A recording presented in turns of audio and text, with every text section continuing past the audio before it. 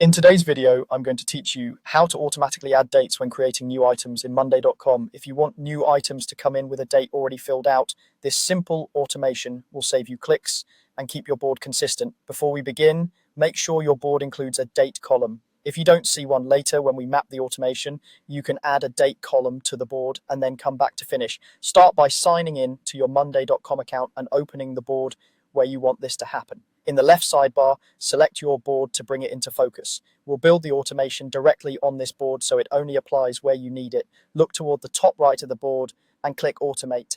This opens the automation center for your board. Choose Create from Scratch, so you're building a clean, tailored recipe without any preset conditions you don't need. You'll see a recipe builder with two parts. In the When This Happens section, click to choose the trigger. Select An Item is Created.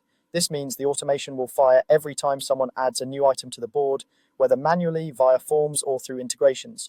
Next, move to the Then Do This section and choose the action. Select Set Date. This tells Monday.com what to do once a new item appears.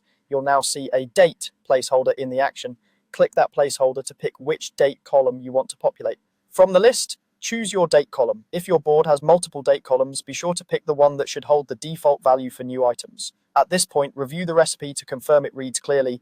When an item is created, set the date column. If your workspace offers options like setting the date to today or adjusting offsets, you can fine-tune that here, but keeping it simple is often best to start. When everything looks correct, click Create Automation to save it. Make sure the automation is toggled on so it runs immediately.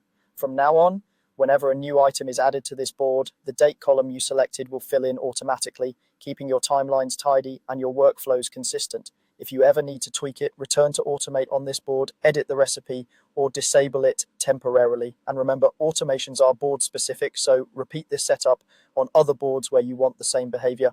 That's it. Your board now assigns dates automatically as items are created, reducing manual work and helping your team stay organized.